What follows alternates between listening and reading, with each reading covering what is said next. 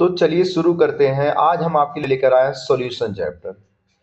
ये इतना इम्पोर्टेंट, मैंने इसमें सारे टॉपिक्स को कवर किया ना, मुझे 5 दिन लगे हैं। अब ऐसा नहीं कि 5 दिन लगा कि मेरे पास टाइम नहीं था या फिर मैं 5 दिन लगा दिया। मैंने सारे टॉपिक्स जितने एनसीईआरटी के होते हैं और जितने अब तक की पूछी गए टॉपिक्स होते हैं सारे ढूंढ ढूंढ करके इसमें ऐड किए हैं।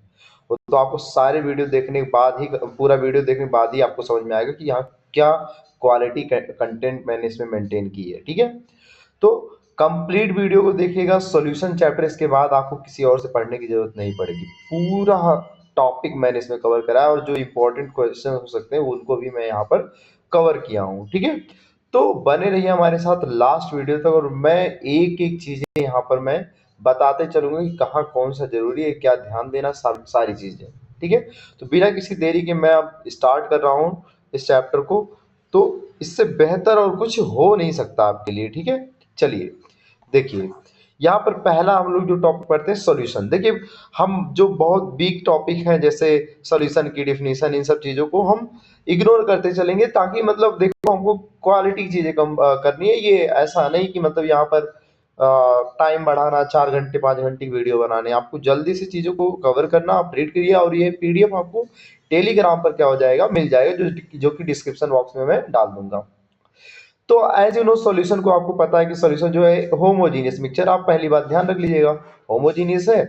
और ये कैसे लोग मिलने चाहिए, दो नॉन रिएक्टिंग। ऐसे नहीं होने चाहिए कि दोनों आपस में रिएक्शन कर ले, सॉल्यूशन नहीं बना पाएंगे वो फिर। ठीक है, सॉल्यूशन के लिए दोनों नॉन रिएक्टिंग होनी चाहिए। ठीक है, और आपको पता है सॉल्यूशन के दो कंपोनेंट होते हैं बाइनरी सॉल्यूशन के, सॉल्यूट और सॉल्वेंट। ठीक है, कुछ देखिए, मैं एनसीईआरटी की लाइंस को भी यहाँ पर ले आया। देखिए, एनसीईआरटी इंट्रोडक्शन में दिया था, मैं सीधे इसको यहाँ पर ले लिया हूँ। ध्यान से देखिए, कह रहा है कि 1 ppm of fluoride ion in water prevent tooth decay. कह रहा है कि अगर 1 ppm है तो ये टूथ के डिके, दांत के क्षय होने के को बचाता है। जबकि अगर 1.5 ppm हो गया ना, पार्ट पर मिलियन, तो ये टूथ डिके का रीजन बनता है। समझ में आया क्या? ध्यान रखना है, फ्लोराइड पॉइजन की तरह काम करने लगता है। इंट्रावीनस इंजेक्शन जो होता है, जो नसों में इंजेक्शन दी जाती हैं, always dissolve in water containing salt particular ionic concentration, that उसका जो कंसंट्रेशन होना चाहिए वो प्लाज्मा की कंसंट्रेशन से मैच करना चाहिए। ठीक है, तो मैं एनसीईआरटी की कोई चीज नहीं छोड़ा हूं। यहाँ पर देखिए, अगला एनसीईआरटी का टेबल लेके आया। टेबल से क्वेश्चन आ सकता है बिकॉज कोलाइडल सॉल्यूशन वाला जो चैप्टर था वो हट गया है।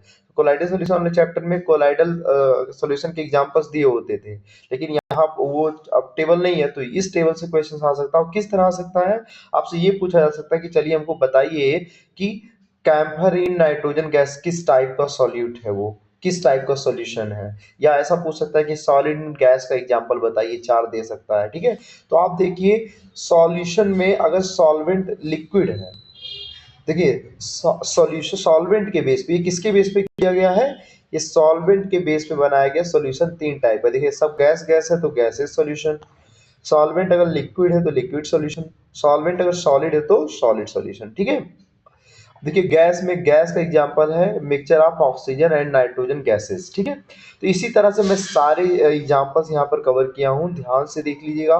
पीडीएफ आपको टेलीग्राम में मिल जाएगा, डाउनलोड कर लीजिएगा। ये आपका वीडियो नहीं, साथ साथ में आपका नोट्स भी बनता जा रहा है। चलिए आगे अब हम लोग देखते हैं सॉल्युबिलिटी। सॉल्युबिलिटी का मतलब होता है maximum amount that can be dissolve in specified amount solvent at special temperature. ठीक है, और ये डिपेंड करता है सॉल्युबिलिटी, नेचर ऑफ सॉल्यूट और सॉल्वेंट, टेम्परेचर प्रेशर पर भी चीजें क्या करती हैं, डिपेंड करती हैं। अब देखिए यहाँ सॉल्युबिलिटी 3 चीज की हम देखेंगे। सॉलिड इन लिक्विड का, किसी सॉलिड को लिक्विड में घोल दिया जाए। गैस इन लिक्विड, इसके लिए हम लोग पढ़ते हैं हेनरी लॉ। कौन सा लॉ पढ़ते हैं हम लोग, हेनरी लॉ पढ़ते हैं इसके लिए। ठीक है, हेनरीज लॉ। ठीक है, आगे देखिए,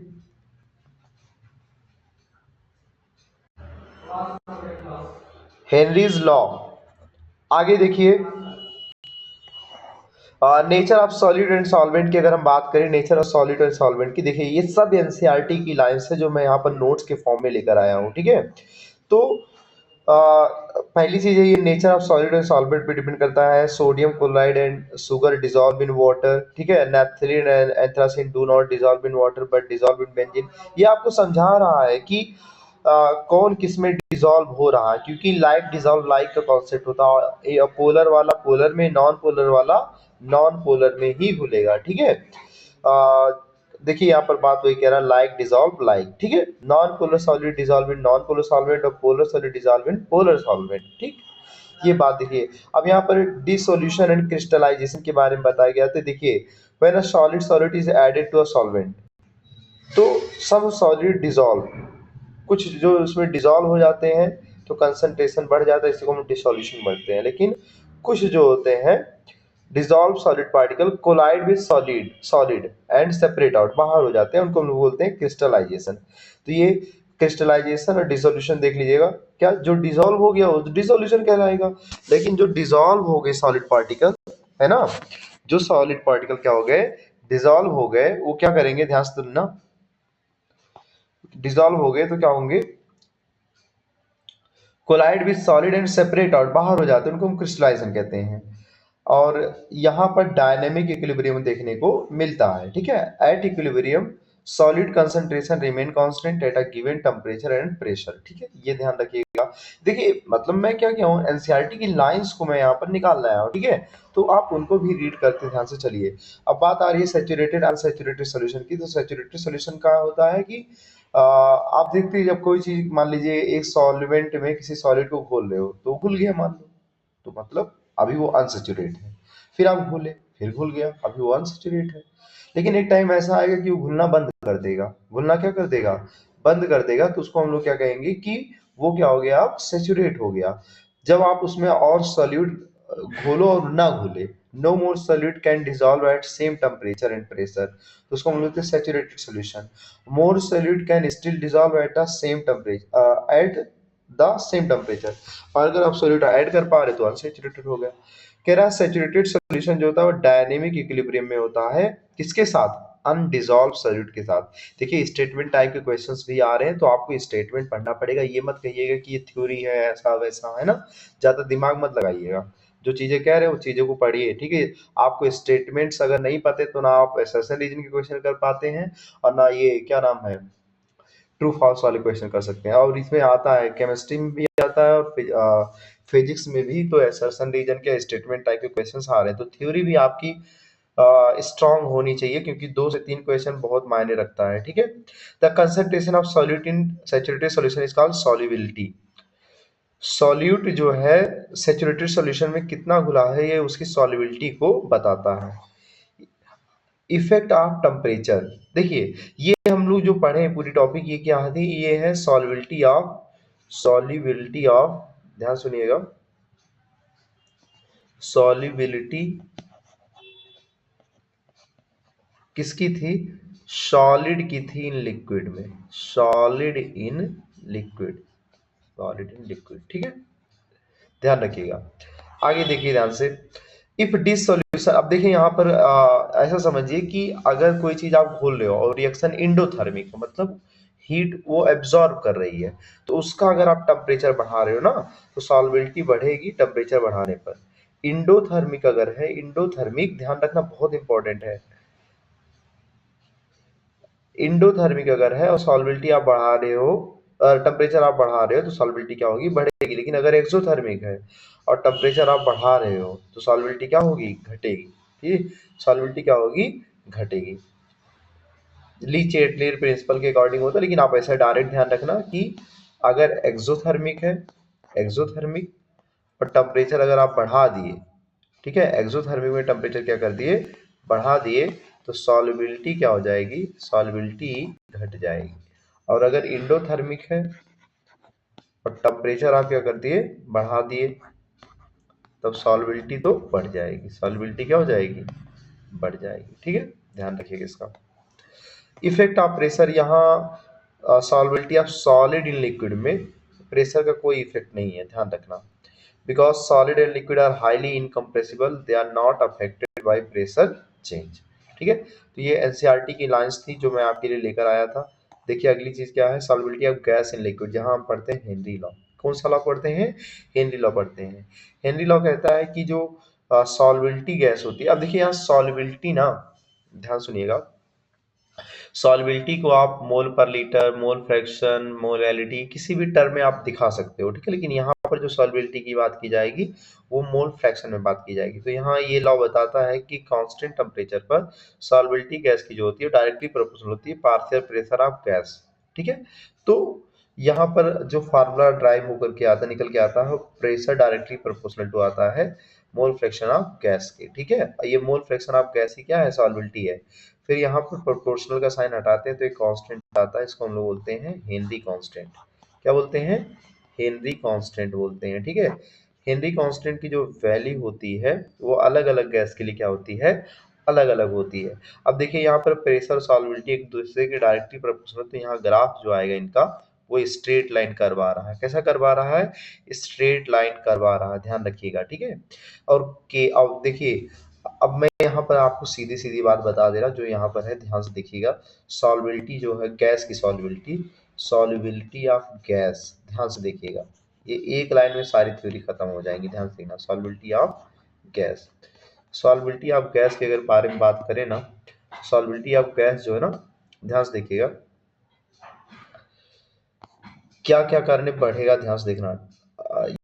किसका इफेक्ट क्या पड़ेगा, अगर टेम्परेचर आप बढ़ा रहे हो, टेम्परेचर बढ़ा रहे हो तो सॉल्युबिलिटी क्या होती है, डिक्रीज हो जाती है, पहली बात। दूसरा ध्यान से सुनिए, प्रेशर आप बढ़ा रहे हो तो सॉल्युबिलिटी बढ़ जाती है, ये दूसरी बात हो गई, ठीक है। तीसरा ध्यान से सुनना, के एच वैल्यू अगर किसी का ज़्यादा है तो सॉल्युबिलिटी कम, तीसरी बात, ठीक है। और ध्यान से देखिए एक होता है क्रिटिकल टेम्परेचर, टीसी, टीसी अगर किसी का ज़्यादा है तो सॉल्युबिलिटी ज़्यादा होगा, ध्यान रखना, ठीक है। तो ये आप चार बात ध्यान रख दिए, आपका खत्म। टेम्परेचर ज़्यादा होगा तो सॉल्युबिलिटी कम हो जाएगा, प्रेशर ज़्यादा हो तो सॉल्युबिलिटी बढ़ जाएगा, केएच वैल्यू जिसका ज़्यादा होगा सॉल्युबिलिटी कम होगा, और क्रिटिकल टेम्परेचर जिसका ज़्यादा होगा सॉल्युबिलिटी ज़्यादा होगा। देखो यहाँ बात किया कि केएच जो है अलग अलग गैस के लिए क्या होता है, अलग अलग होता है, ठीक है। केएच डिपेंड करता है नेचर ऑफ गैस पर। अगर हम कह रहे हैं, ध्यान से देखना कि हायर केएच, अगर केएच की वैल्यू ज़्यादा है तो lower solubility of gas, solubility क्या हो जाती है, कम हो जाती है। और यहाँ पर for N2 and O2 KH increases with temperature so solubility decreases. अगर केएच जो है बढ़ रही है तो सॉल्युबिलिटी क्या होगी, घटेगी, ठीक है। और टेम्परेचर बढ़ेगा तब भी सॉल्युबिलिटी क्या होगा, घटेगा। यहाँ पर प्रेशर का इफेक्ट दिखाया है, इफेक्ट ऑफ प्रेशर देखिए, यहाँ पर इस वेट को रखा है तो प्रेशर कम है, तो यहाँ पर मॉलिक्यूल्स देखिए कम है। लेकिन जब तीन वेट को रख दिया W1 W2 W3 तो यहाँ पर देखिए solubility number of solid gas particles क्या आ गए, ज्यादा आ गए। तो ध्यान रखिएगा कोई बहुत बड़ी बात नहीं है, अभी थोड़ी सी थ्योरेटिकल चलेगी जब तक कॉलिगेटिव प्रॉपर्टी नहीं आ जाता है, ठीक है। राउल्ट्स लॉ जो है कॉलिगेटिव प्रॉपर्टी, यहाँ तक जो है अभी थोड़ी थ्योरेटिकल है, थ्योरी ज्यादातर लोग छोड़ देते हैं, बहुत इंपॉर्टेंट है, ठीक है। हेनरी लॉ का एप्लीकेशन के बारे में अगर बात करें तो यहाँ हेनरी लॉ जो है सॉफ्ट ड्रिंक और सोडा वाटर में यूज होता है। अब ये क्या चीज है, आप देखोगे कि जब कोई कोल्ड ड्रिंक की बोतल आप खोलते हो तो वहां पर एक गैस बाहर रिलीज होती है, वो गैस क्या होती है, CO2। अगर कोल्ड ड्रिंक को बहुत ठंडा ना किया जाए ना, टेम्परेचर कम ना किया जाए तो वो गैस उस लिक्विड में डिसॉल्व नहीं होगी। जितना ज्यादा ठंडा होता है मतलब टेम्परेचर कम होता है, गैस की सॉल्युबिलिटी उतनी क्या होती है, ज्यादा होती है। और प्रेशर भी देखिए, प्रेशर ज्यादा तो सॉल्युबिलिटी ज्यादा। देखिए CO2 is sealed under high pressure in bottle to increase its solubility in the liquid. When the bottle is opened, when the bottle is opened, pressure decrease। जब बॉटल खोलते हैं तो प्रेशर डिक्रीज होता है, CO2 bubble के form में क्या होता है, बाहर आता है। ध्यान रखिएगा कोई बहुत बड़ी बात नहीं है, लेकिन चीजों को एक बार सुनना ज्यादा जरूरी होता है। स्कूबा डाइविंग इसमें बेंड्स आ जाता है, ठीक है, या डिकम्प्रेशन सिकनेस बोलते हैं इसको, ध्यान रखना। बेंड्स क्यों आता है कि जब जैसे जैसे हम अंदर जाते हैं या स्कूबा डाइवर जो होता है पानी के अंदर जाता है तो प्रेशर बढ़ता है, और प्रेशर बढ़ता है तो अनावश्यक जो गैस है उसकी बॉडी में क्या हो सकती है, घुल सकती है, ठीक है। और जब वो बाहर आएगा तो प्रेशर डिक्रीज करेगा तो गैसें फिर से बाहर निकल जाएंगी बॉडी से। तो इससे क्या होता है कि डिफॉर्मेशन हो सकता है टिश्यूज या सेल्स में, इधर उधर हो जाती है, जिससे बॉडी में बेंड्स आ जाता है, बहुत पेन होता है बॉडी में, ठीक है। तो इससे बचने के लिए वो एक स्क्यूबा किट लेके जाता है खुद, ठीक है, स्क्यूबा किट। तो देखिए कह रहा under water high pressure increase solubility of gas, ठीक है। On rising surface pressure decrease, पहले तो वहां प्रेशर बढ़ गया, है ना, और ब्लड में ज्यादातर क्या चला गया, N2 चला गया। लेकिन जब वो ऊपर आता है तो N2 comes out as a bubble, बाहर आता है, ब्लॉकिंग ब्लड कैपिलरीज को ब्लॉक करते हुए। इसको हम बेंड्स कहते हैं, जो एक पेनफुल और खतरनाक क्या है, भयावह बीमारी हो सकती है। प्रिवेंशन क्या है कि इसमें स्कूबा किट लेके जाइए जिसमें हीलियम गैस हो, नॉट जस्ट नाइट्रोजन, केवल नाइट्रोजन नहीं, खाली नाइट्रोजन नहीं। इसमें देखिए कौन सी गैस कितनी होती है, नाइट्रोजन 56% है, ध्यान रखना, सबसे ज्यादा नाइट्रोजन है, देन ऑक्सीजन है, देन हीलियम है, ठीक है। तीन गैसेस होती हैं, तीनों का परसेंटेज आप ध्यान रखना, ठीक। तो ये हम लोग क्या पढ़ रहे हैं, हेनरी लॉ का एप्लीकेशन। हाई एल्टीट्यूड एनेक्सिया, जब आप ज्यादा ऊंचाई पर जाते हो तो वहाँ पार्शियल प्रेशर लो होता है ऑक्सीजन का, ठीक है। जाहिर सी बात है, आप ऊंचाई पर जाओगे तो प्रेशर क्या होता है, कम होता है, ठीक है। तो इससे क्या होता है कि ऑक्सीजन की मात्रा ब्लड और टिश्यू में कम हो जाती है, तो इसमें एक थकान और मेंटल कंफ्यूजन जैसी बीमारी आती है, इसको हम लोग एनॉक्सिया कहते हैं। क्या कहते हैं, एनॉक्सिया कहते हैं। तो ध्यान रखना इस चीज को भी, ठीक है। अब हम जो अगला जो इस चैप्टर का मेन टॉपिक है वो वेपर प्रेशर है, ठीक है। तो वेपर प्रेशर जो है हम लोग देखेंगे कि वेपर प्रेशर क्या होता है, ध्यान से देखना। At a constant temperature the pressure exerted by vapour of A liquid in on its surface. जैसे मान लीजिए कोई बर्तन है, ठीक है, पैक बर्तन, और यहाँ पर मान लीजिए लिक्विड है, ठीक। तो यहाँ पर ये वेपर बन बन करके उड़ रहा है मान लो, फिर ये वेपर वापस इसकी सरफेस पे कितना प्रेशर लगा रहा है, इसी को हम लोग वेपर प्रेशर कहते हैं। वेप जो लिक्विड है उसी लिक्विड का वेपर वापस उस लिक्विड की सरफेस पे कितना प्रेशर एक्सर्ट कर रहा है, उसको हम वेपर प्रेशर कहते हैं, ठीक है। वेपर प्रेशर जो होता है, अगर प्योर लिक्विड है तो उसको हम ऐसा नॉट करके लिखते हैं, पी नॉट, ठीक है। यहाँ पर देखिए ध्यान से, जैसे अगर मान लीजिए H2O लिक्विड है, वो अगर वेपर में जा रहा है तो यहाँ पर जो Kp आता है वो क्या आता है, प्रेशर ऑफ H2O के वेपर में क्या होता है, बराबर होता है, ठीक है। वेपर प्रेशर सिंपली समझिएगा कि लिक्विड का जो वेपर है वो वापस उसके सरफेस में कितना वेपर एक्सर्ट कर रहा है, ठीक है। फैक्टर अफेक्टिंग वेपर प्रेशर, कौन कौन सी चीजें हैं जो वेपर प्रेशर को घटा बढ़ा देती हैं। तो पहला चीज है nature of liquid. Intermolecular attraction अगर ज्यादा है तो वेपर प्रेशर कम हो जाएगा, और अगर इंटरमॉलिक्यूलर फोर्स ऑफ अट्रैक्शन कम है तो वेपर प्रेशर ज्यादा हो जाता है। अल्कोहल ज्यादा वोलेटाइल है देन वाटर, क्यों, क्योंकि अल्कोहल के मॉलिक्यूल के बीच में इंटरमॉलिक्यूलर अट्रैक्शन क्या होता है, कम होता है वाटर के कंपेयर में। टेम्परेचर अगर आप बढ़ाते हो तो मॉलिक्यूलर अट्रैक्शन कम हो जाता है, इससे वेपर प्रेशर क्या हो जाता है, बढ़ जाता है। यहाँ पर देखिए आपके लिए मैं क्लासियस कैपेरॉन इक्वेशन भी ला रहा हूँ, जो ये एग्जैक्ट आप जैसे केमिकल काइनेटिक्स में पढ़ते हो ना, आर्हेनियस इक्वेशन, उसी टाइप का यहाँ पर है। वहाँ लॉग K2/K1 होता था, और डेल्टा ई मतलब वहाँ पर एक्टिवेशन एनर्जी होती थी, यहाँ पर एंथैल्पी यूज किया गया है, ठीक है। और P2/P1 क्या है, दो डिफरेंट टेम्परेचर पर वेपर प्रेशर को दिया गया। तो इक्वेशन आप ध्यान रख लीजिएगा एक बार, क्लासियस क्लैपेरॉन इक्वेशन बोलते हैं इसको, ठीक है। वेपर प्रेशर जो होता है does not depend upon of substance and surface area, it is an intensive property, ध्यान रखना। वेपर प्रेशर कौन सा प्रॉपर्टी है, इंटेंसिव प्रॉपर्टी है, ठीक है। वो अमाउंट ऑफ सब्सटेंस पर डिपेंड नहीं कर रहा है। राउट्स लॉ के बारे में अगर हम बात करें, अब देखिए राउट्स लॉ पे आ गए। राउट्स लॉ जो है, कहते हैं कि पार्शियल प्रेशर जो होता है किसी भी, जैसे मान लीजिए कि लिक्विड में दो चीजें घुली हैं, एक ए है और एक बी है, और यहाँ पर मैं ए स्टैंड करूंगा सॉल्वेंट के लिए, ए किसके लिए मैं बोलूंगा, सॉल्वेंट के लिए, ठीक है। और बी किसके लिए बोलूंगा, सॉल्यूट के लिए बोलूंगा, किसके लिए बोलूंगा, सॉल्यूट, ठीक है। कंसंट्रेशन वाला टर्म हम ऑलरेडी सेपरेट वीडियो में कर चुके हैं, अगर आपको कंसंट्रेशन देखना है तो वो 30 मिनट में मैंने सारे एक एक कंसंट्रेशन टर्म को कवर किया, आप ध्यान से जाकर के देख लीजिएगा। राउट्स लॉ के बारे में अगर बात करें तो देखिए कह रहा है कि अगर मान लीजिए लिक्विड में कोई सोल्यूशन, उसमें कंपोनेंट्स जो होते हैं उनका जब वेपर प्रेशर होता है वो उनके मोल फ्रैक्शन के डायरेक्टली प्रोपोर्शनल होता है। अब जैसे मैं आपको यहाँ पर समझा रहा हूँ, ध्यान से देखिएगा, ठीक है। इधर देखिएगा, ध्यान से देखिए इधर, जैसे मान लीजिए कि ये कोई क्या है, ये एक बीकर है जिसमें केवल क्या घुला हुआ है, ए, ठीक। एक दूसरा बीकर है जिसमें क्या घुला हुआ है, बी, ठीक। तो ध्यान से देखना, जिसमें क्या घुला, केवल इसमें एक में ए घुला हुआ है और एक में क्या घुला हुआ है, बी घुला हुआ है, ठीक है। तो आगे अगर बात करेंगे, ध्यान से देखना, अगर ये जब इसमें केवल ए है तो इसमें जो प्रेशर आएगा वो हम बोलेंगे पी ए नॉट, मतलब खाली प्योर ए है। इसमें जो आएगा उसको हम बोलेंगे पी बी नॉट। ठीक, अब मान लो ए और बी को मैंने क्या कर दिया, मिला दिया। ए बी को क्या किया, मिला दिया। ठीक, ध्यान रखिएगा, ए बी को मैंने क्या किया, मिला दिया यहाँ पर। ठीक है, अब ये नया सॉल्यूशन बन गया, ये सॉल्यूशन। तो ए बी को जब मिला दिया तो यहाँ पर प्रेशर ए का जो शुरू में था वही थोड़े रहेगा, अलग हो जाएगा। तो मैं इसको बोलूंगा पी ए और बी के प्रेशर को बोलूंगा पी बी। ठीक है, अब इस बार में इस टाइम में क्या होगा, ध्यान रखना कि अगर आपको पी ए की वैल्यू चाहिए तो वही बोला गया ऊपर स्टेटमेंट में कि सॉल्यूशन में दो कंपोनेंट हैं ए और बी। तो अब अगर आपको पी ए का प्रेशर चाहिए तो वो डायरेक्टली प्रोपोर्शनल होगा मोल फ्रैक्शन ऑफ ए के। ठीक है, समझ में आया क्या? और दूसरी बात ऐसे हो जाएगी कि पीबी अगर चाहिए तो पीबी भी डायरेक्टली प्रोपोर्शनल हो जाएगा मोल फ्रैक्शन ऑफ बी के। ठीक, अब यहाँ पर आपको क्या करना है, प्रोपोर्शनल का साइन हटाना है, कांस्टेंट लाना। तो यहाँ पर कांस्टेंट आता है पी नॉट ए।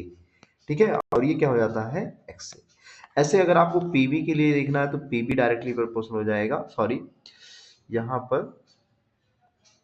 पीबी जो होगा बराबर पी नॉट बी और क्या हो जाएगा, एक्स बी। ठीक है, अब टोटल अगर वेपर प्रेशर अगर आपसे पूछे कि टोटल कितना हो जाएगा तो पी टोटल क्या हो जाएगा, यही पी ए और पीबी को क्या कर दिया जाएगा, ऐड कर दिया जाएगा। पी ए और पीबी को क्या कर दिया जाएगा, ऐड। ठीक है, पी ए पीबी क्या हो जाएगा, ऐड हो जाएगा। आगे की अगर हम बात करें तो देखिए इसी को आप ऐसा भी लिख सकते हो, पी नॉट, पी ए की जगह पे क्या था, पी नॉट ए एक्स ए था, और पीबी की जगह क्या था, पी नॉट बी था, और क्या था, एक्स बी था। ठीक है, अब ये फार्मूला आप किसके टर्म में चाहते हो, अगर खाली ए के टर्म में चाहते हो तो आपको पता है कि आपको पता है कि जो, ध्यान रखना कि आपको पता है कि यहाँ पर जो एक्स ए प्लस एक्स बी होता है, एक्स ए प्लस एक्स बी जो होता है वो कितना होता है, 1। तो किसी एक को आप यहाँ पर क्या कर सकते हो, एलिमिनेट कर सकते हो। किसी एक को आप यहाँ क्या कर सकते हो, एलिमिनेट कर सकते हो। ठीक है, ध्यान रखिएगा इसका। तो किसी एक को आप अगर एलिमिनेट करना है तो मैं चाहता हूँ कि अगर बी को अगर हटाना चाहता हूँ या ए को हटाना चाहता हूँ तो चलिए ए को अगर हटाना चाहेंगे तो हम ए की जगह पे क्या लिख देंगे, 1 माइनस एक्स बी, और प्लस क्या हो जाएगा, पी नॉट बी, तो क्या हो जाएगा, एक्स बी। तो यहाँ से देखिए पी टी बराबर क्या बन जाएगा, पी टी बराबर हो जाएगा P not A, P T बराबर हो जाएगा पी नॉट ए और minus P not A x B हो जाएगा। ठीक है, और आगे क्या हो जाएगा, प्लस जो लिखा था वो लिख दीजिए, पी नॉट बी और एक्स बी। ठीक है, तो यहाँ से पी टोटल आपको क्या आ जाएगा, ध्यान से देखिए, पी टोटल आपका आ जाएगा पी नॉट ए ऐसा लिखा, लिख दीजिए, प्लस में कॉमन आपका देखिए क्या हो जाएगा, एक्स बी माइनस यहाँ पर हो जाएगा x B minus, x B तो दोनों कॉमन है यहाँ पर, एक सेकेंड, यहाँ पर जो आएगा ब्रैकेट में वो आएगा P V not, P not B minus P not A, और ब्रैकेट के बाहर हो जाएगा एक्स बी। ठीक है, तो इस तरह से जो है हमारा जो है फार्मूला बन जाता है। ठीक है, ये आ जाता है पी टोटल का। अगर आपको चाहते हो कि नहीं नहीं मुझे एक्स बी की जगह पे एक्स ए रखना है तो एक्स बी की जगह पे अगर आपको एक्स ए रखना है तो आप क्या कर सकते हो कि पी टोटल में क्या, ए की जगह पे बी कर दीजिए, बी की जगह पे ए कर दीजिए, तो ये बन जाएगा पी नॉट बी और प्लस बन जाएगा पी नॉट ए और माइनस क्या बन जाएगा, पी नॉट बी, और यहाँ पर क्या हो जाएगा, एक्स ए। ठीक है, तो ऐसा फार्मूला आपको देखने को मिलता है।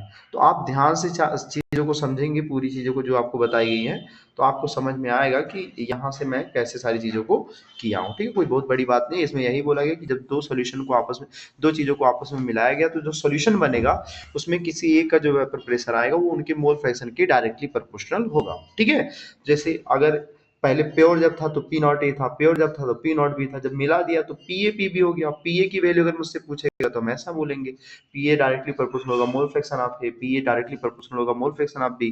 ठीक है, और यहाँ पर पी टोटल क्या होगा, ए प्लस बी को जोड़ देंगे।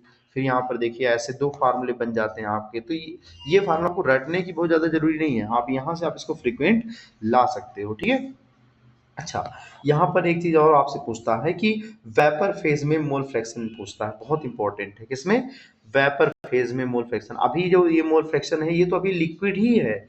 ये जो मोल फ्रैक्शन है, ये जो x x B mole fraction ये है ना, ये मोल फ्रैक्शन किस फेज में है, इन लिक्विड फेज, ये कब की बात है, जब वो लिक्विड ही है तब की बात है, इन लिक्विड फेज, ठीक है। लेकिन आपसे क्वेश्चन में वेपर फेज का मोल फ्रैक्शन पूछ सकता है, तो वेपर फेज का मोल फ्रैक्शन देखना बहुत इंपॉर्टेंट है, ध्यान से देखिए। Mole fraction in vapour phase, mole fraction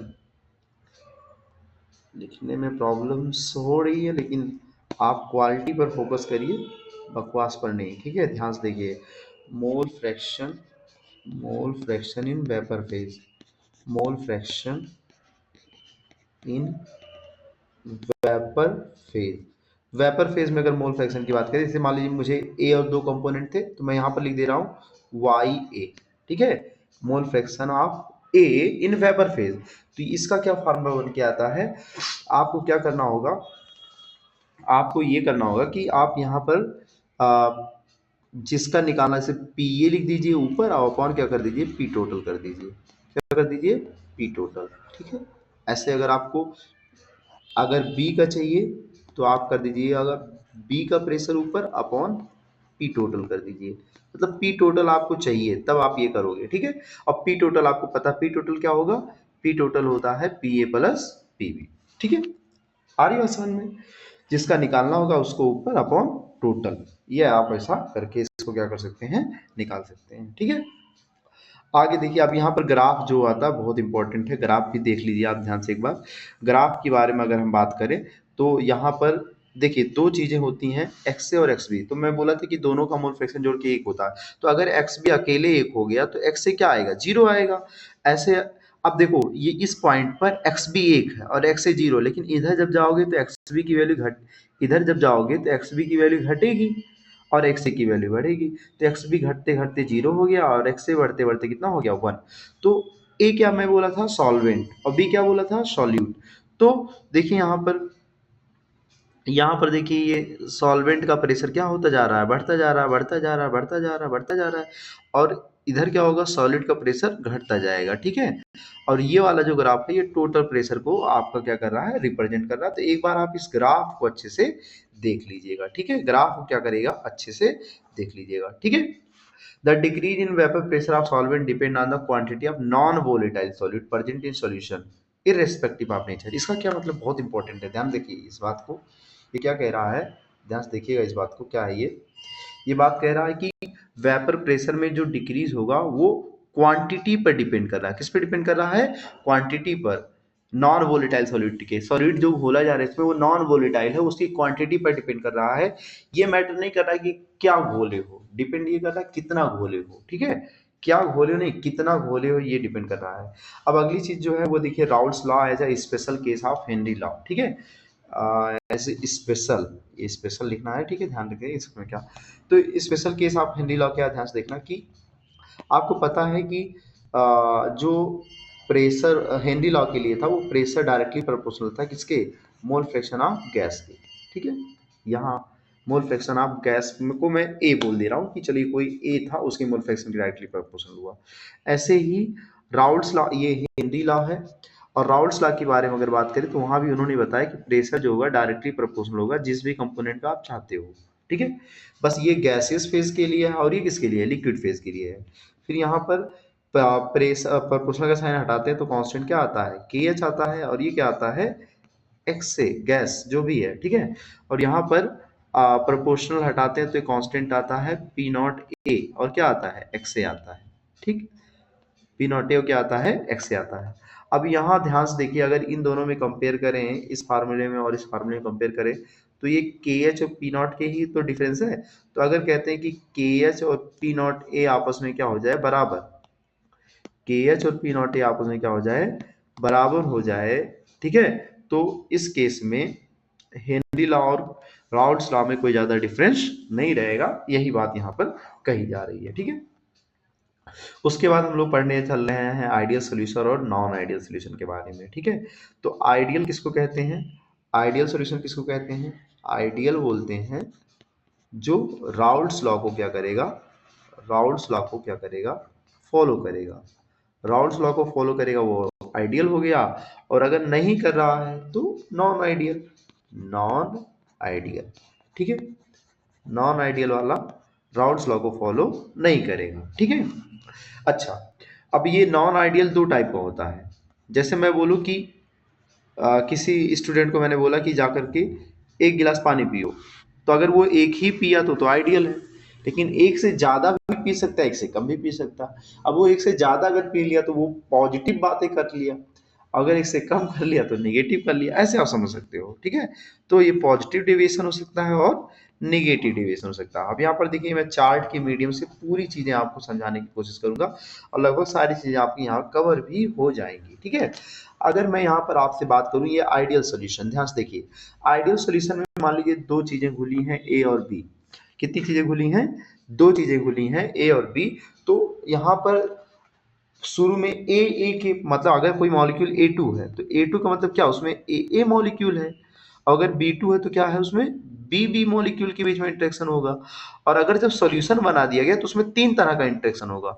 solution में ए भी होगा, बी भी होगा, और ए और बी के बीच में भी इंटरेक्शन होगा। ठीक है, तो उस आइडियल सॉल्यूशन में ए का इंटरेक्शन, बी का इंटरेक्शन और ए बी का इंटरेक्शन आपस में क्या होता है, इक्वल। ठीक है, जबकि पॉजिटिव डेविएशन में ए का इंटरेक्शन, बी का इंटरेक्शन ज्यादा होता है। यहाँ हर चीज ज्यादा ही होगी, पॉजिटिव वाले में ज्यादा होता है ए बी के इंटरेक्शन से, और निगेटिव में क्या होगा, ए का इंटरेक्शन, बी का इंटरेक्शन ए बी के इंटरेक्शन से क्या होता है, कम होता है।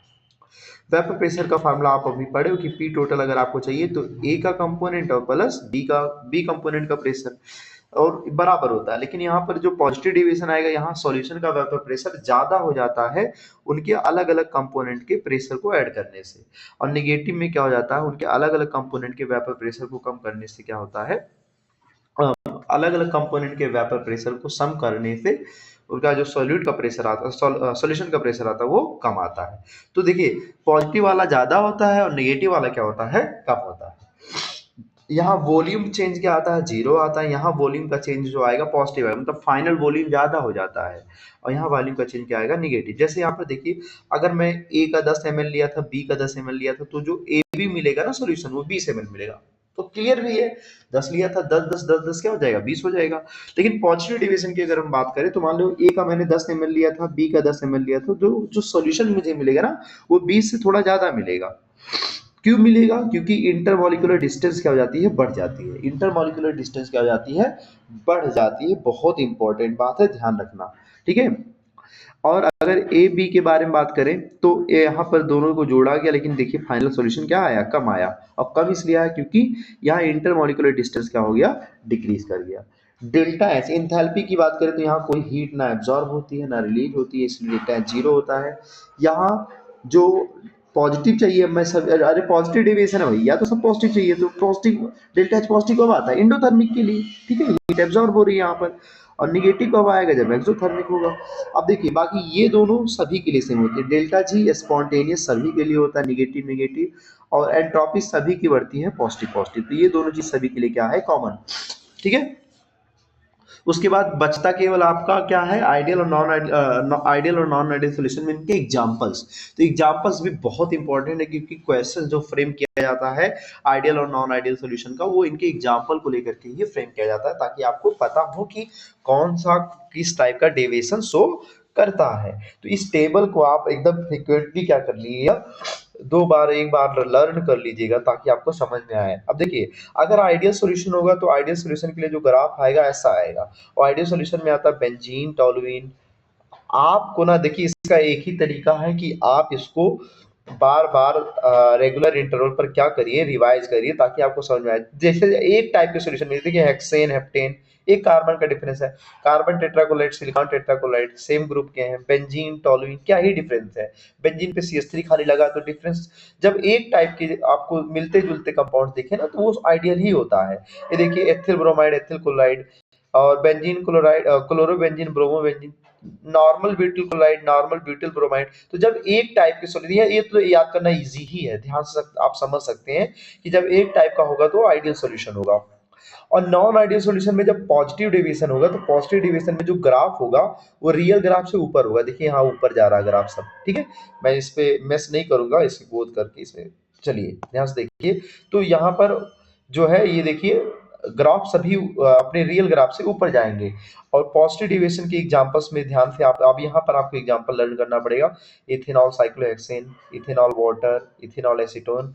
देखिए ज्यादातर एल्कोहल का ही जो बात हो रहा है यहाँ पर, एल्कोहल ही क्या है, वो पॉजिटिव डेविएशन है। तो अगर एल्कोहल को लेकर के कोई जनरली एग्जांपल बनाया जा रहा है तो आप एक तरह से बोल सकते हो कि वो पॉजिटिव ही होगा, ठीक है। अब बाकी देखिए यहाँ कार्बन टेट्राक्लोराइड बेंजीन के साथ, कार्बन टेट्राक्लोराइड टॉल्यून के साथ, कार्बन टेट्राक्लोराइड क्लोरोफॉर्म के साथ, ये चीजें आप ध्यान से एक बार लर्न करोगे तो अच्छा रहेगा। नॉन आइडियल सोल्यूशन में देखिए जो ग्राफ है उसके रियल ग्राफ से कहाँ आएगा, बिलो आएगा। और यहाँ पर क्लोरोफॉर्म का एग्जाम्पल ज्यादा लिया गया सबके साथ। और एसिड यहाँ पर आता है, ये ध्यान रखना, एसिड अगर आ गया ना, एसिड, तो नेगेटिव डेविएशन कंफर्म होता है, ठीक है, ध्यान रखना। बाकी और एग्जाम्पल स्पेसिफिक है तो आप एग्जाम्पल्स को लर्न ही करना बार बार उसको आप, और ये नोट्स आपको टेलीग्राम लिंक में मिल जाएगा, ठीक है। एजियोट्रॉपिक मिक्सचर के बारे में अगर हम बात करें तो एजियोट्रॉपिक मिक्सचर क्या होती है, कहते हैं azeotropes are binary mixture, same composition होता है, चाहे वो लिक्विड फेज हो चाहे सेम कंपोजिशन, सेम कंपोजिशन होता है, चाहे वो लिक्विड फेज हो चाहे वेपर फेज हो, ठीक है। और कह रहा है कि इनको हम कांट बी प्योरीफाइड, हम इनको फ्रैक्शनल डिस्टिलेशन से अलग नहीं कर सकते क्योंकि ये सेम टेम्परेचर पर बॉयल होते हैं, ठीक है। But can be separated by azeotropic distillation, ये इंपॉर्टेंट है, ध्यान रखना, ठीक है। एजियोट्रॉपिक डिस्टिलेशन से हम अलग कर सकते हैं लेकिन फ्रैक्शनल डिस्टिलेशन से हम एजियोट्रॉपिक मिक्सचर को अलग नहीं कर सकते। और एजियोट्रॉपिक मिक्सचर क्या होते हैं, जिनकी कंपोजिशन, जैसे हम लोग देखे थे कि मोल फ्रैक्शन लिक्विड फेज में अलग आया था, वेपर फेज में अलग आया था, लेकिन यहाँ ऐसा नहीं होगा। अगर वो एजियोट्रॉपिक है तो वेपर फेज और लिक्विड फेज का जो मोल फ्रैक्शन आएगा वो क्या आएगा, सेम आएगा। और एजियोट्रॉप्स दो टाइप के होते हैं, मिनिमम बॉइलिंग एजियोट्रॉप और मैक्सिमम बॉइलिंग एजियोट्रॉप्स, ठीक है। अब मिनिमम बॉइलिंग एजियोट्रॉप्स क्या होता है, ध्यान से सुनिए। Minimum boiling azeotropes, minimum boiling azeotropes कौन शो करता है, पॉजिटिव डेविएशन वाला, ठीक है। और इसका एग्जांपल जो वही होगा पॉजिटिव वाला, जैसे इथेनॉल वाटर का मिक्सचर, ठीक है। Fractional distillation gives a solution containing approximately 95.57% volume by volume ethanol, ठीक है। यहाँ पर आप क्या कर सकते हो, एग्जाम्पल आप ध्यान सकते हो कि जो पॉजिटिव डेविएशन शो करेगा वो मिनिमम बॉइलिंग पॉइंट एजियोट्रॉप होगा, है ना। और जो नेगेटिव डेविएशन शो करेगा, नेगेटिव डेविएशन, वो होगा मैक्सिमम बॉइलिंग पॉइंट एजियोट्रॉप। जैसे नाइट्रिक एसिड और वाटर का मिक्सचर, 68% नाइट्रिक एसिड और 32% वाटर, ये एनसीईआरटी में भी गिवन है, तो आप इनको ध्यान से लर्न कर लीजिएगा। अब क्वेश्चन देखिए क्या है, क्वेश्चन देखिए क्या है, कह रहा है कि 10 ml of A liquid and 10 ml of liquid B is mix to obtain, ये देखिए ये क्या है, 19.92, मतलब ये कम हो गया, 10-10-20 होना चाहिए लेकिन यहाँ वॉल्यूम कम हो रहा है। अब वॉल्यूम कम हो रहा है, इसका मतलब क्या है, ये नेगेटिव डेविएशन, ये क्वेश्चन किसका है, नेगेटिव डेविएशन का है। ये नेगेटिव डेविएशन कैसे पता, अभी आपको पता कि जो नेगेटिव डेविएशन शो करते हैं उनके सॉल्यूशन का वॉल्यूम उनके कंपोनेंट के सॉल्यूशन वॉल्यूम से क्या होता है, कम होता है। तो अगर ये नेगेटिव सॉल्यूशन है तो इसका जो बॉइलिंग पॉइंट होगा, नेगेटिव सोल्यूशन का बॉइलिंग पॉइंट क्या होता है, मैक्सिमम होता है। तो मैक्सिमम क्या होगा, 368 है और ये 415 है, तो यहाँ क्या होगा, 415 से ज्यादा हो जाएगा, 415 से क्या हो जाएगा, ज्यादा, ठीक है। आगे देखिए, फिर यहाँ पर आपके लिए क्वेश्चन लेके आया, कह रहा for an ideal solution A and B which of the following statement is incorrect, incorrect कौन सा है, इंथैल्पी चेंज जो होता है mixture of A and B zero, ideal solution है तो इंथैल्पी चेंज जीरो होगा, वॉल्यूम चेंज भी जीरो होता है, और इंट्रोपी चेंज जीरो नहीं होता, इंट्रोपी चेंज तो पॉजिटिव होता है, यही गलत है, और यही हमारा क्या हो जाएगा, आंसर, ठीक है। इंटरमॉलिक्यूलर फोर्स जो होता है वो सेम होता है सभी के बीच में, तो ये बात भी क्या है, सही है। मैंने आपको बताया था कि एंट्रोपी जो होता है वो तीनों के लिए पॉजिटिव होगा और डेल्टा जी तीनों के लिए क्या होगा, निगेटिव होगा, ध्यान रखना। चलिए आगे सुनिए, अगला जो क्वेश्चन है वो एजियोट्रॉपिक मिक्सचर का two liquid boils at lower temperature than either of them, तो लोअर टेम्परेचर अगर है तो वो कौन सा शो करेगा, positive deviation, positive deviation from Raoult's law, और अगर हायर टेम्परेचर है तो कौन सा हो जाएगा, नेगेटिव, ठीक है। अगला क्वेश्चन देखिए क्या है, कह रहा consider a binary mixture of volatile solution, इसमें x से आपको दिया 0.4, ठीक है। तो अगर x से आपको 0.4 दिया है तो x भी आप निकाल लेंगे, 0.6 हो जाएगा। और कह रहा वेपर प्रेशर ऑफ सॉल्यूशन का वेपर प्रेशर 580 टावर है। और पी नॉट ए और पी नॉट बी अगर आपको दिया है तो कह रहा है then the mixture could be, mixture क्या हो सकता है, मिक्सचर क्या हो सकता है। ठीक है, इन चारों में कौन सा ऑप्शन जाएगा। ठीक है, ध्यान से देखिएगा क्या कह रहा है कि एक्स से आपका कितना दिया है 0.4 दिया है। ठीक है, एक्स से आपका कितना दिया है 0.4 और सॉल्यूशन का जो वेपर प्रेशर आ रहा हो 580 आ रहा। तो आप एक काम करिए, पहले आप निकाल लीजिए फिर इससे कंपेयर करिएगा। ठीक है, तो अगर आपका एक्स से कितना 0.4 है तो आपका एक्स भी कितना हो जाएगा 0.6 हो जाएगा। ठीक है, और आप पी सॉल्यूशन निकाल लीजिए। पी सॉल्यूशन क्या होता है, पी सॉल्यूशन होता है पी नॉट ए एक्स से plus P not B, P not B x B. ठीक है, तो पी नॉट ए आपको कितना दिया है, पी नॉट आप ए आपको दिया है 300। ठीक है, और एक्स से कितना दिया आपको 0.4। ऐसे ही पी नॉट बी आपको कितना दिया है, पी नॉट बी आपको जो दिया है वो कितना दिया है, इसको थोड़ा छोटा करके लिखें वापस, ध्यान से देखिए। पी नॉट ए कितना आपको दिया है, पी नॉट ए दिया आपको 300, तो 300 लिख दिया इंटू एक्स से कितना दिया आपको 0.4, ये लिख दिया मैंने, प्लस पी नॉट बी आपको दिया है 800 और गुणा कितना कर दूंगा 0.6, कितना कर दूंगा इधर देखिए 0.6 कर दूंगा। ठीक है, 0.6। अब आगे क्या आएगा ध्यान से देखना, आगे यहाँ पर आएगा ये हो जाएगा 120 और ये हो जाएगा 480, तो ये टोटल आ गया 500-600 हो जाएगा। ठीक है, तो यहाँ पर देखिए सॉल्यूशन का वेपर प्रेशर ज्यादा आ गया और ये क्या है 580 ही है।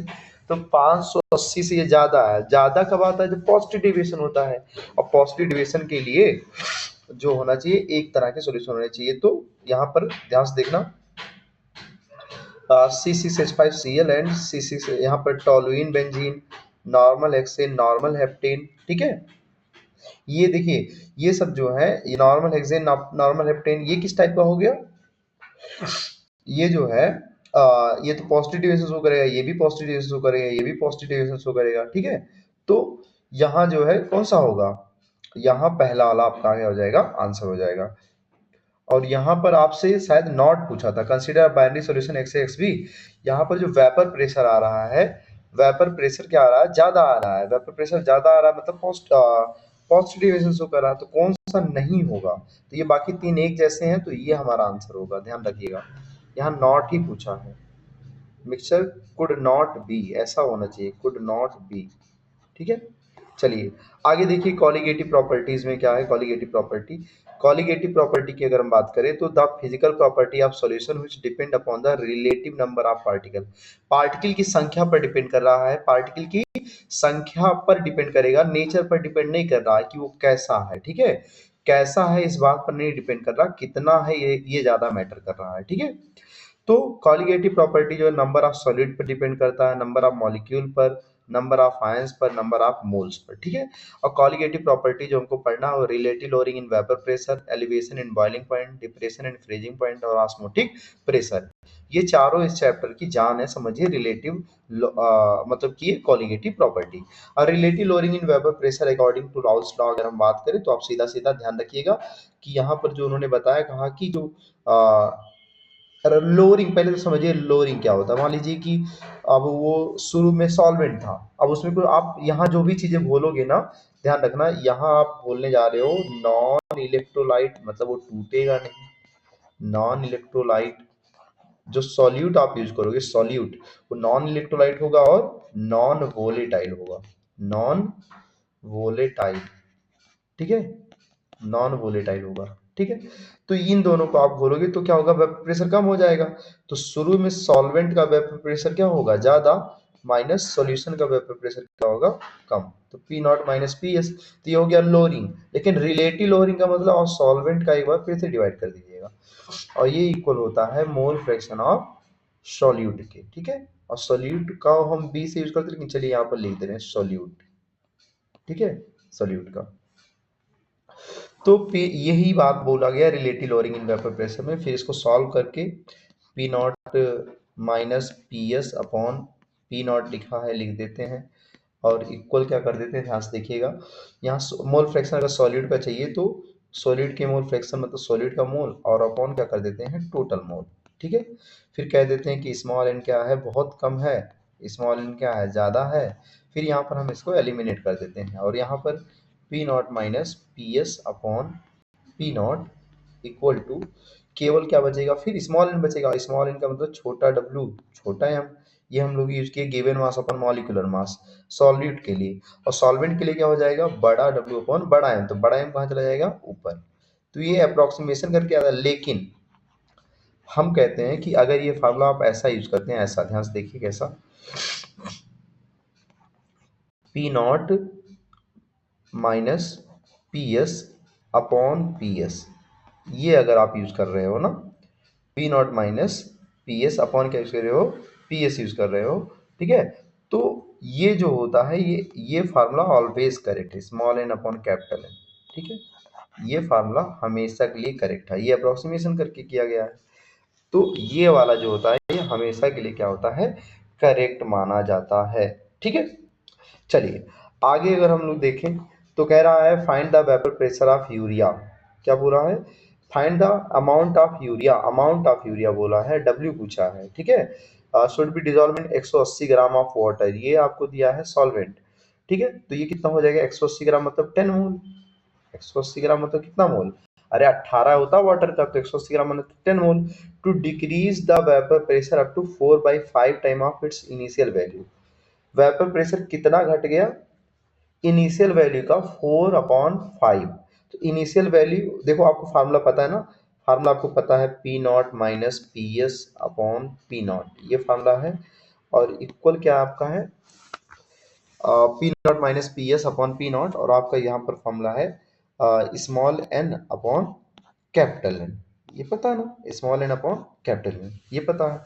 तो आप क्या करोगे, ये अगर यहाँ पर आप पी एस यूज करते हो, तो यहाँ पर अगर आप पी एस यूज करते हो तो आप ये फार्मूला डायरेक्ट यूज कर सकते हो, ये पी एस अगर यहाँ पर यूज करते हो तो क्या हो जाएगा, ध्यान से देखना। ये क्या है, ये डिक्रीमेंट ही तो है, ये डिक्रीमेंट ही तो है। ठीक है, तो क्या कह रहा है कि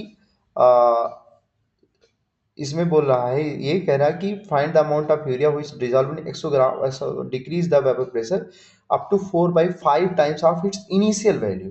ठीक है, तो इनिशियल वैल्यू अगर मान लो 4 पी नॉट था, तो ये कितना हो गया, ये जो कितना डिक्रीज हुआ है, 4/5 डिक्रीज हो गया है। ठीक है, तो जो डिक्रीज है वो इनिशियल का कितना है, 4/। अब तो अगर यहाँ पर देखिए, यहाँ पर ये फॉर्मूला आपको क्या करना पड़ेगा, यहाँ पर चेंज करना पड़ेगा, क्योंकि जब आप यहाँ पर कंपेयर करेंगे उससे, तो आपको यही यूज करना पड़ेगा, P not minus P S upon P not. ठीक है, और इक्वल आपको लिखना पड़ेगा small n upon capital N, यहाँ अप्रोक्सीमेशन आप लगा दोगे। ठीक, तो क्या करना आपको, ध्यान से देखिएगा, ये वाला जो वैल्यू बोला है वो 4/5 पी नॉट बोला है, और नीचे आपका पी नॉट दिया है, इक्वल टू स्मॉल एन आपको पता नहीं है, और कैपिटल एन जो आपका है सॉल्वेंट का वो 10 दिया हुआ है। फिर ये कितना हो जाएगा, पी नॉट से पी नॉट कैंसिल हो जाएगा, और स्मॉल एन इक्वल टू हो जाएगा 4/5 में 10 का मल्टीप्लाई। ठीक है, तो 5 टू जो क्या हो जाएगा 10, तो एन इक्वल टू हो जाएगा 4 टू जो कितना हो जाएगा 8। तो 8 मोल अगर आया यूरिया का, तो यूरिया का मोल का फार्मूला होता है given mass upon molecular mass, तो मॉलिक्यूलर मास यूरिया का होता है 60, तो यहाँ से हो जाएगा 480 ग्राम, 480 ग्राम यूरिया आपका आएगा। ठीक है, अगला देखिए क्वेश्चन क्या है, one mole of non volatile solute is dissolve in 2 mole of water, ये 1 है और ये 2 है।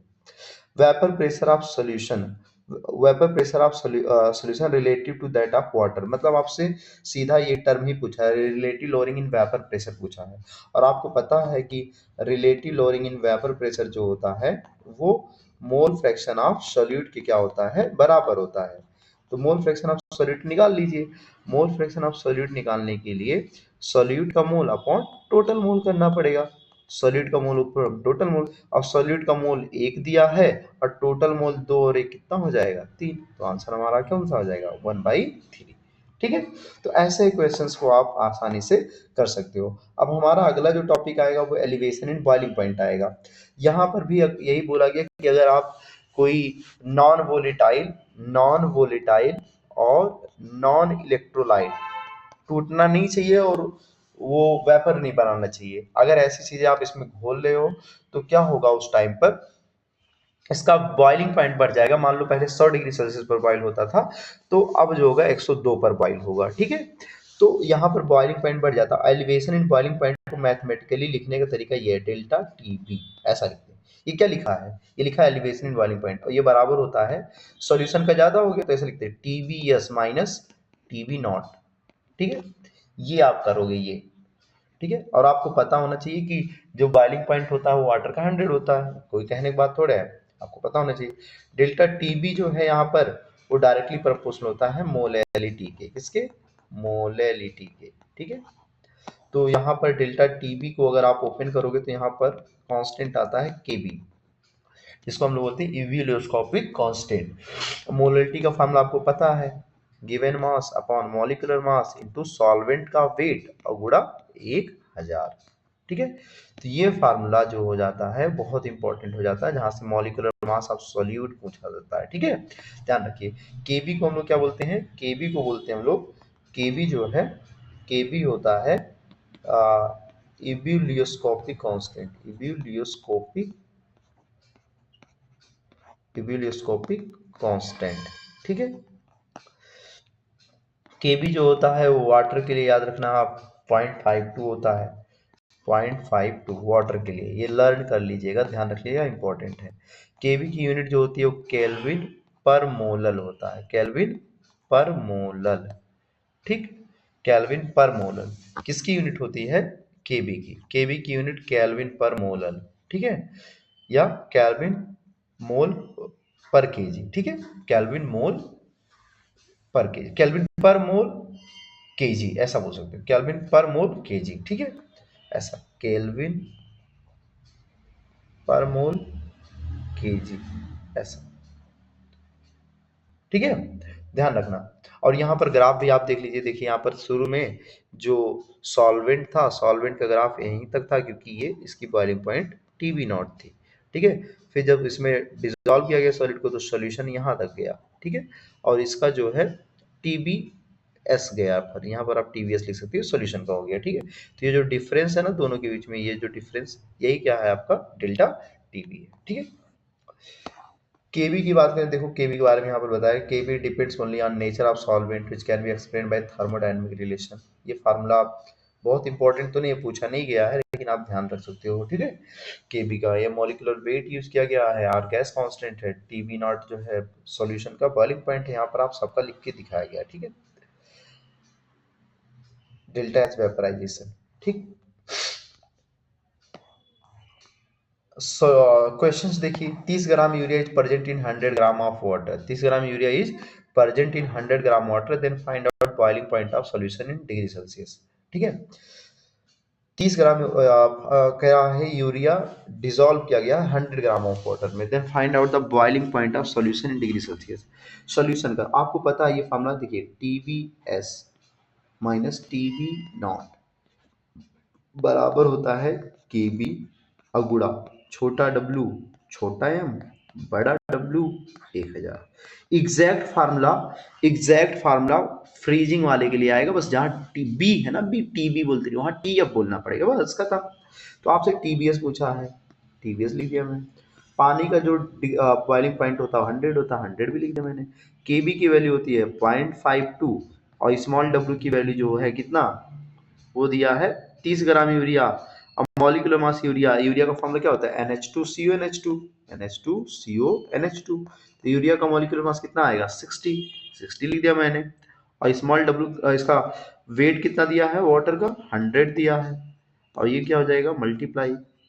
ठीक है, आप सॉल्व करके टीवी का वैल्यू यहाँ पर निकाल लीजिएगा, इतना तो आप कर सकते हो। ठीक है, ध्यान रखना। चलिए अगला देखते हैं हम लोग, कह रहा है at 100 degree Celsius vapour pressure of aqueous solution of sucrose is 7320 mm of Hg, find the boiling point of the solution. Boiling point आपसे पूछा है। और यहाँ पर देखिए ध्यान से कि 100 डिग्री सेल्सियस पर जो वेपर प्रेशर हो रहा है एक्वा सोल्यूशन का, ठीक है, वो कितना है 732। 732 होना कितना चाहिए, 760 होना चाहिए, ठीक है। 100 डिग्री सेल्सियस पे जो वेपर प्रेशर होता है ना वो 760 होता है, ठीक है। तो हमसे यहाँ पर क्या पूछा, boiling point of the solution पूछा है। बॉइलिंग पॉइंट ऑफ क्या पूछा है, सॉल्यूशन। तो आप फिर वही फार्मूला लगाएंगे, T B S minus T B naught equal to, ये डेल्टा टी बी लिखा है, और के बी करोगे और क्या करोगे, छोटा डब्ल्यू छोटा एम और बड़ा डब्ल्यू 1000, ये आप करने चलोगे, ठीक है। तो आप एक काम करना, ध्यान सुनना, ध्यान सुनो क्या करोगे, ध्यान से इधर देखो, थोड़ा सा अच्छा क्वेश्चन है ये। आपको यहाँ पर टी बी नॉट तो मिल जाएगा, 100 रख दोगे, यहाँ पर के वी की वैल्यू मिल जाएगी। अब इसमें आपको क्या क्या नहीं है, ध्यान से देखना, आपको ये पूरा टर्म नहीं पता है, ये पूरा नहीं पता है, ठीक। ये है मोलैलिटी, क्या है ये, मोलैलिटी। और ये जो आपको दिया ना ये 732, और आपको 760 कैसे पता होना चाहिए, 760 पता होना चाहिए कि 100 डिग्री सेल्सियस पर जो एक्वस वेपर प्रेशर होता है पानी का वो कितना होता है, 760 होता है, ठीक है। तो आपको पता है, तो यहां से आप क्या कर सकते हो, ध्यान से देखना, मैं आपको हिंट दे रहा, ध्यान से देखना क्या करोगे आप पहले निकाल लीजिएगा। जैसे हम लोग जानते हैं कि जो relative lowering in vapour pressure होता है P not minus P S upon जो पी नॉट है वो किसके बराबर है, मोल फ्रैक्शन ऑफ सोल्यूट के, है ना, मोल फ्रैक्शन ऑफ सोल्यूट के। तो यहां से आप देखिए 760 माइनस कितना दिया था, 732, 732 और अपॉन कितना 760, ठीक। ये आप सॉल्व करोगे तो यहां से आपको क्या मिल जाएगा, एक्से।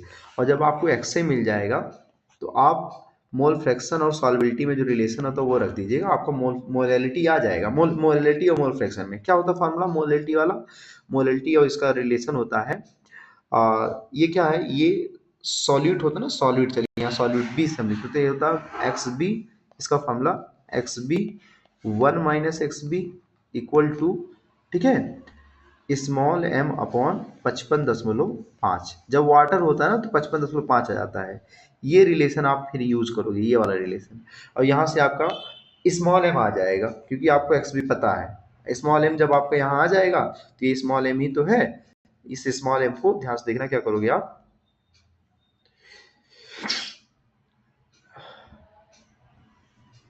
स्मॉल एम को यहाँ पर क्या कर दोगे, ये इस जगह पे स्मॉल एम को क्या कर दोगे, पुट कर दोगे, तो के बी गुड़ा स्मॉल एम और आपका आंसर आ जाएगा, ठीक है।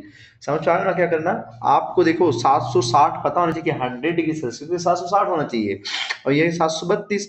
तो वेपर प्रेशर को कनेक्ट किया है एलिवेशन इन बॉइलिंग पॉइंट से, तो आप वहां से क्या निकालोगे, आप मोल फ्रैक्शन ऑफ सॉलिड निकालोगे, और सॉलिड का अगर मोल फ्रैक्शन आ जाएगा तो मोलैलिटी वाला रिलेशन लगा देंगे मोल फ्रैक्शन का मोलैलिटी से, वहां से आपका आ जाएगा मोलैलिटी, ठीक है। और मोलैलिटी आया डायरेक्ट आप रख दीजिए, आपका आंसर आ जाएगा, ठीक है। डिप्रेशन एंड फ्रीजिंग पॉइंट में आप समझिए कि सॉल्यूशन का कम हो गया है, क्या फ्रीजिंग पॉइंट, तो इसका डेल्टा टी एफ लिखते हैं हम लोग, और डेल्टा टी एफ का फार्मूला होता है टी एफ नॉट, पहले सॉल्वेंट का ही लिखते हैं फिर सॉल्यूशन का लिखते हैं टी एफ एस, ठीक है। और एग्जैक्ट फार्मूला जैसे वहाँ बॉइलिंग पॉइंट का बना था ऐसे यहाँ भी बनता है, लेकिन यहाँ डेल्टा टी एफ बराबर यहाँ के एफ यूज करते हैं और स्मॉल एम लिख देते हैं, ठीक है। और डेल्टा टी एफ बराबर, चलिए फाइनल फार्मूला हो जाएगा के एफ, इसमें छोटा डब्ल्यू, देखिए छोटा डब्ल्यू छोटा एम बोलने का मतलब ये सॉलिड की बात हो रही है, सॉलिड का गिवन मास, सॉलिड का मोलर मास, छोटा डब्ल्यू छोटा एम और बड़ा डब्ल्यू 1000, ठीक है। बड़ा डब्ल्यू कितना हो जाएगा, 1000 हो जाएगा, ठीक है। तो ये फार्मूला आप याद करोगे, यहाँ पर के एफ जो है, के एफ क्रायोस्कोपिक कांस्टेंट है, क्रायोस्कोपिक कांस्टेंट, ठीक है, मोलर डिप्रेशन कांस्टेंट बोलते हैं।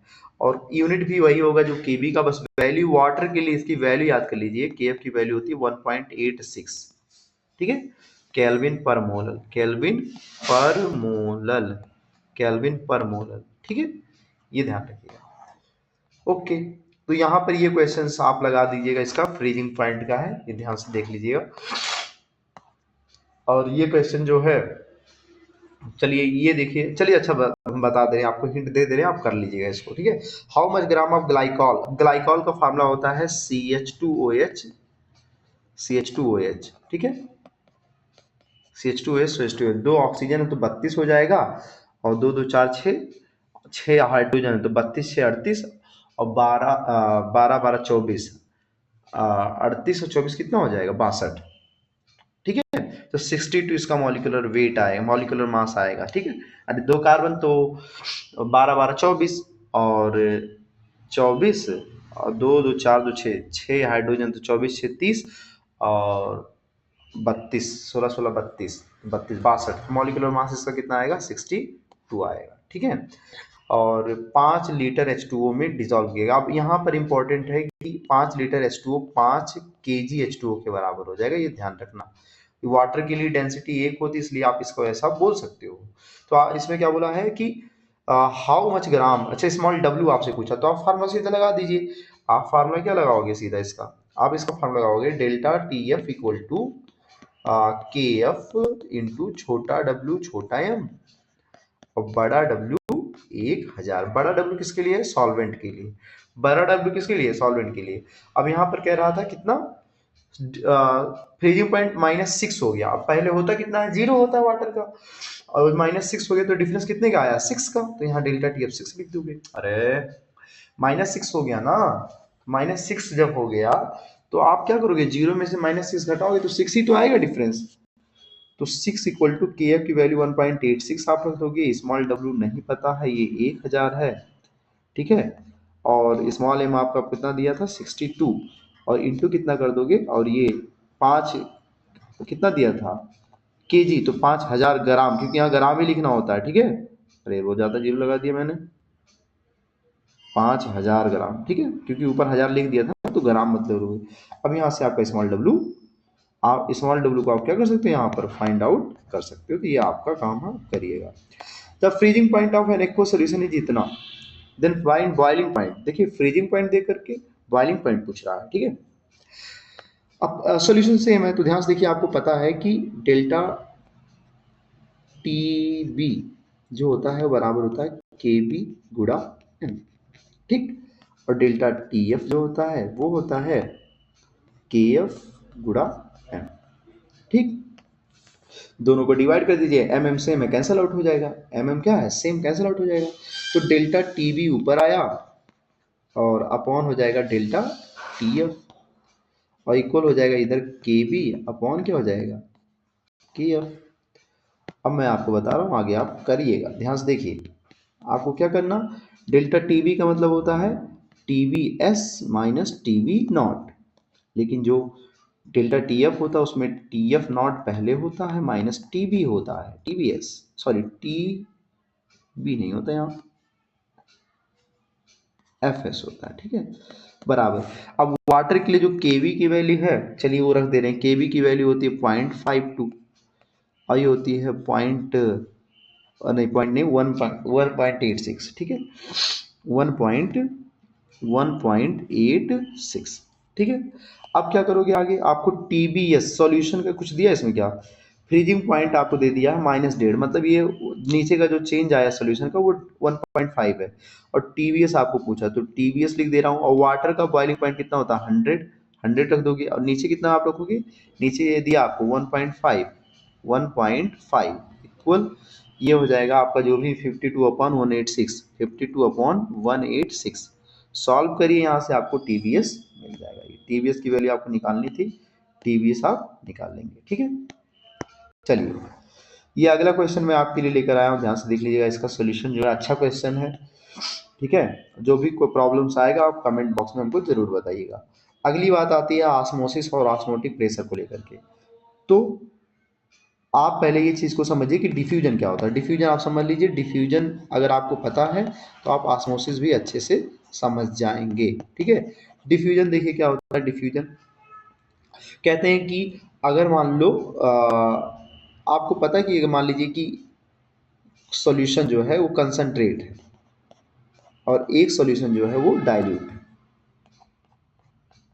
तो कंसंट्रेट अगर है, गाढ़ा अगर है, तो उसके पास क्या ज़्यादा होगा, सॉल्यूट क्या होगा, ज़्यादा होगा, और सॉल्वेंट क्या होगा, कम होगा। जबकि डाइल्यूट में क्या होगा, उल्टा। डाइल्यूट में क्या होगा, डाइल्यूट में सॉल्यूट क्या होगा, कम, और सॉल्वेंट क्या होगा, ज़्यादा। सॉल्वेंट क्या होगा, ज़्यादा होगा। ठीक है, तो अगर आप इन दोनों को मिला दो ऐसा किसी कंटेनर में, ठीक है, इधर जो है डाइल्यूट है और इधर क्या है, सॉरी चलिए इधर मैं ले रहा हूँ कंसनट्रेट, इधर क्या बन रहा भाई, सही से बन जा, देखो चलो यहाँ पर मैं ले लिया, एक तरफ क्या ले लिया मैं, डाइल्यूट, यहाँ कंसनट्रेट चलिए ले लीजिए और यहाँ पर डाइल्यूट। ठीक है, तो होगा क्या, यहाँ पर अगर डाइल्यूट है तो अब कंसनट्रेट के पास जो चीज़ ज़्यादा, क्या चीज़ ज़्यादा कंसनट्रेट के पास, सॉल्यूट, तो इसका सॉल्यूट इधर जाएगा डाइल्यूट की तरफ, और सॉल्वेंट के, इसके डाइल्यूट के पास क्या ज़्यादा है, सॉल्वेंट, तो इसका सॉल्वेंट इधर जाएगा, तो बाई डायरेक्शनल फ्लो होता है। और हाई टू लो चीज़ें आप ऑटोमेटिकली जाती हैं, कैसा, high to low, high to low, high to low. ठीक है, जो जिसके पास ज्यादा होगा वो अपने कम वाले को क्या करेगा, देगा। ठीक है, तो डिफ्यूजन में क्या होता है, सिंपली डिफ्यूजन में यही चीज होता है कि यहाँ कोई वेरियर वेरियर नहीं होता है, बस सॉल्वेंट जो है, सॉल्वेंट सॉलिड दोनों का ट्रांसपोर्टेशन होता है, बस ये जो जिसके पास ज्यादा होगा वो दूसरे को प्रोवाइड करता है। ठीक है, जिधर सॉल्यूट ज़्यादा होगा वो सॉल्यूट कम की ओर जाएगा, और जिधर सॉल्वेंट ज़्यादा हो सॉल्वेंट अपने कम की ओर जाएगा। ठीक है, तो ऑस्मोसिस में क्या होता है, ऑस्मोसिस में भी सेम है, यहाँ भी कंसंट्रेट ले लिया गया है और डाइल्यूट ले लिया गया है। ठीक है, लेकिन यहाँ बीच में जो यूज किया गया है उसको हम लोग बोलते हैं एसपीएम, क्या बोलते हैं, एसपीएम, सेमी परमेबल मेम्ब्रेन बोलते हैं। ठीक है, एसपीएम बोलते हैं। और सेमी परमेबल मेम्ब्रेन जो है, एसपीएम जो है, ध्यान से देखना, सेमी परमेबल मेम्ब्रेन ये केवल सॉल्वेंट को ही अलाउ करती है, सॉल्वेंट को ही क्या करती है, अलाउ करती है, सॉलिड को अलाउ नहीं करती है।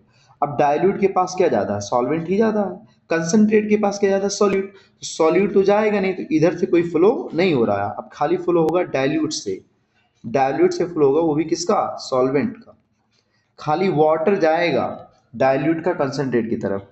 तो ऑस्मोसिस क्या होता है, ऑस्मोसिस में क्या होता है, ध्यान से समझना, कि मैं आपको एक लैंग्वेज में यहाँ बोल के समझा दे रहा हूँ, ध्यान से देखिए।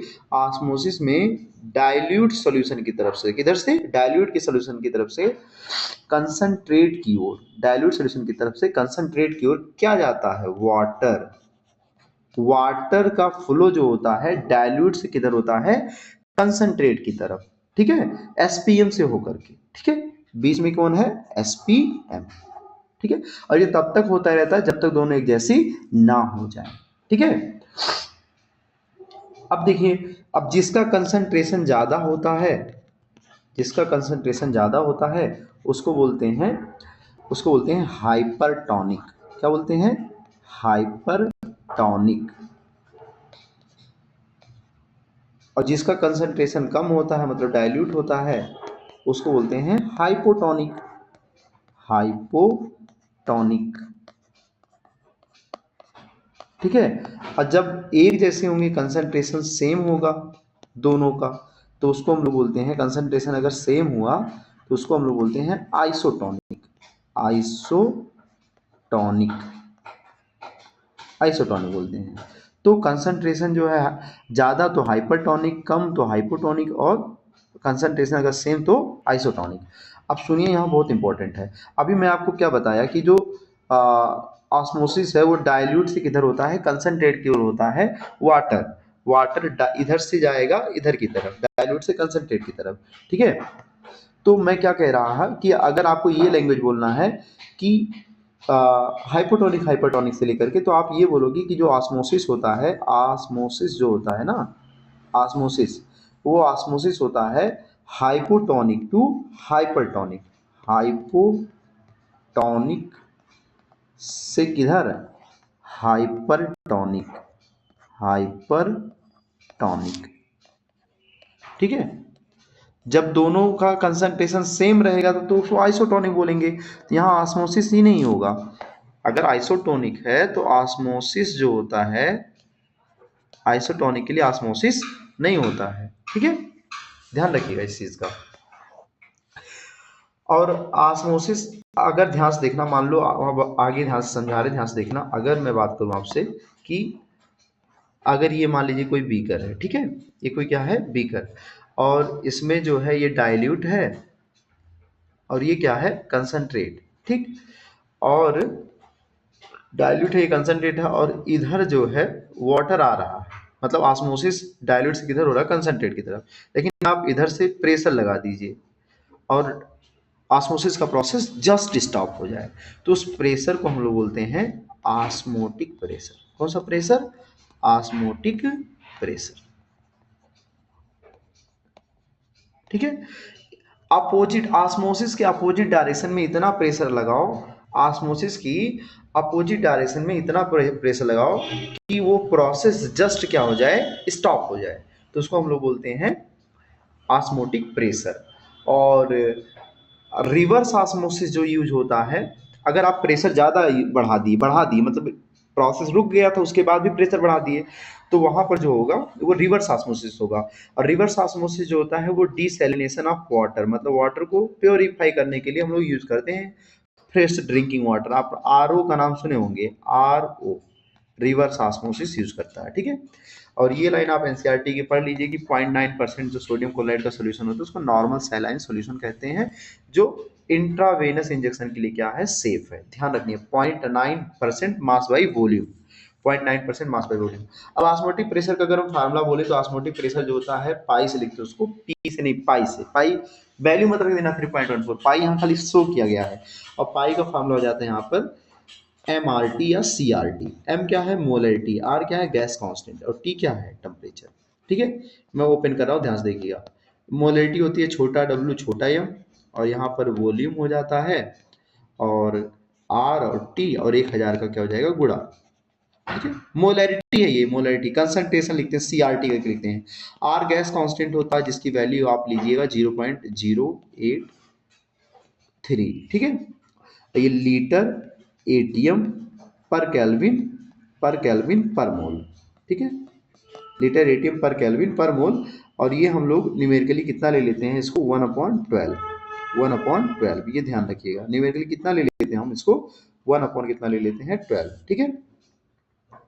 और ये फार्मूला आप, ये फार्मूला जो है ध्यान रखिएगा, एक बार मैं फिर से लिख दे रहा हूँ फार्मूले को, ध्यान से देखिए क्या है फार्मूला। फार्मूला जो है ये है pi equal to small W small M, ठीक है, और v जो होगा ml में, और r t होगा t केल्विन टेम्परेचर में, यहाँ 1000 का क्या हो जाता है, मल्टीप्लाई हो जाता है, ठीक है, 1000 का क्या हो जाएगा, मल्टीप्लाई। r के बारे में मैंने बताया आपको कि r जो ये है इसका यूनिट मैं फिर से लिख दे रहा हूँ, इसका यूनिट होता है लीटर एटीएम पर केल्विन पर मोल, ठीक है। इसकी जगह पे हम 1/12 भी यूज कर सकते, ठीक है। अब ऑस्मोटिक प्रेशर का ये क्वेश्चन देख लीजिएगा, आप ध्यान से लगा लीजिए, कुछ भी है नहीं, यहाँ पर टेम्परेचर 27 दिया, इसको 300 कर लेना, ठीक है, 300 केल्विन हो जाएगा। और ग्लूकोज है, ग्लूकोज का मॉलिक्यूलर मास 180 होता है, ठीक है। और क्या इसमें आपसे पूछा है, ऑस्मोटिक प्रेशर पूछा है, तो पाई इक्वल टू फार्मूला हो जाएगा सीधा सी आर टी, ठीक है।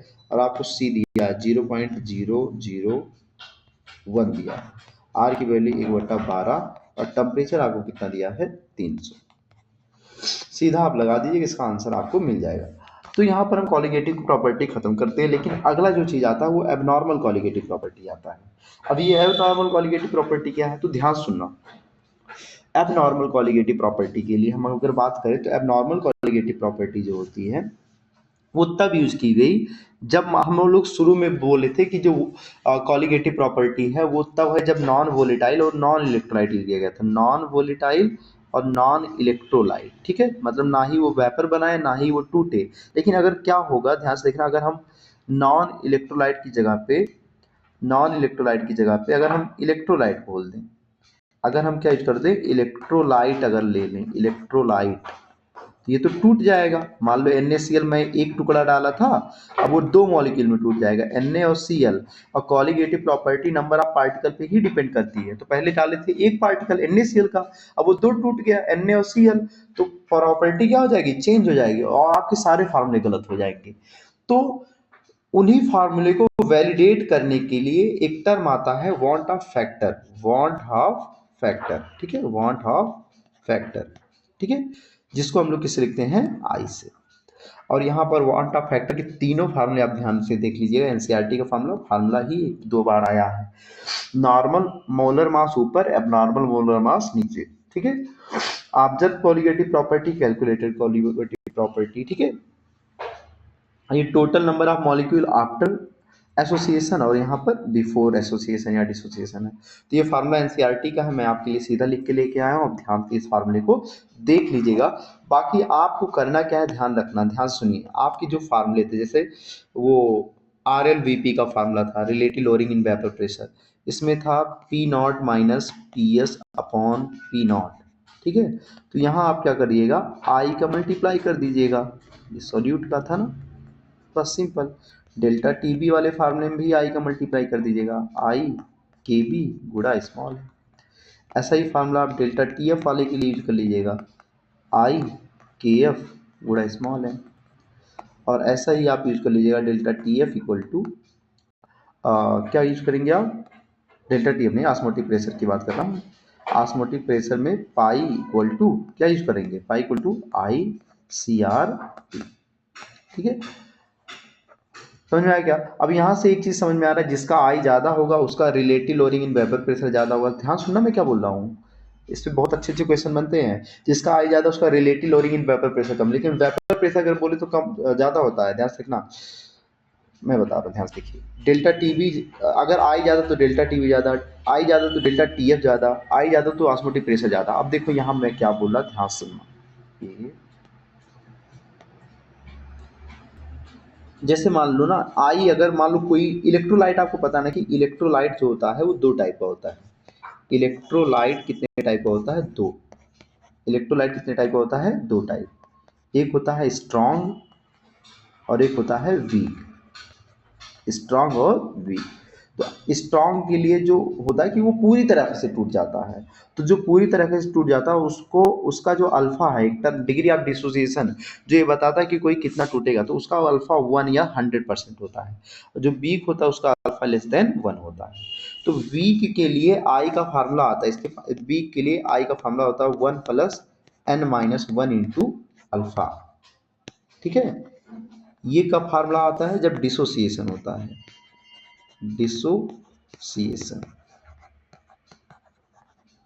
ठीक है, डिसोसिएशन। और यहां जो फार्मूला आता है आई का एसोसिएशन के लिए 1 plus 1 upon n minus 1 into alpha, ठीक है। ये फार्मूला किसके लिए यूज होता है, ये फार्मूला एसोसिएशन के लिए, एसोसिएशन, ठीक है। तो बी के लिए फार्मूला लगाना पड़ता है आई का, स्ट्रॉन्ग के लिए नहीं लगाना पड़ेगा। स्ट्रॉन्ग के लिए क्या होगा, अगर स्ट्रॉन्ग है ना, स्ट्रॉन्ग, तो स्ट्रॉन्ग के लिए क्या होता है, जैसे मान लीजिए कि CaCl2, तो CaCl2 टूटेगा Ca प्लस 2 और 2Cl माइनस, तो यहाँ कितना आयन हुआ, 3। यहाँ आई की वैल्यू सीधी हो जाएगी 3, ठीक है। और अगर मान लो ये CaCl2 बोल देता बीक, तो यहाँ n की जगह पे हम 3 रखते, बाकी जो अल्फा दिया होता वो अल्फा रखते, तब आप जाकर के क्या निकाल पाते, आई निकाल पाते, ठीक है। तो सभी फार्मूले में आपको आई का मल्टीप्लाई करना पहली चीज। और आई जो होता है अगर स्ट्रॉन्ग वाला होता तो सीधा सीधा आप ये देख लीजिए कितने पार्ट में टूटा, कितने आयन में टूटा, वो उसका आई हो जाएगा स्ट्रॉन्ग के लिए। और बीक के लिए क्या करना, कितने पार्ट में टूटा वो तो आपको ध्यान रखना, वो आपको एन यहाँ मिल जाएगा, ठीक है। बाकी आपको अल्फा क्वेश्चन में दिया रहेगा, तो आप आई यहाँ से क्या कर सकते हैं, निकाल सकते हैं। और इसके जो 20 इंपॉर्टेंट क्वेश्चन मैं इन सभी टॉपिक्स पे लेकर आऊँगा, वो अभी 20 इंपॉर्टेंट क्वेश्चन की सीरीज में लेकर आऊँगा, आप ध्यान से देख लीजिएगा। और उसके बाद एक चीज़ और ध्यान से समझिए, ये बहुत इंपॉर्टेंट है, ध्यान रखिए मैं क्या बोल रहा हूँ।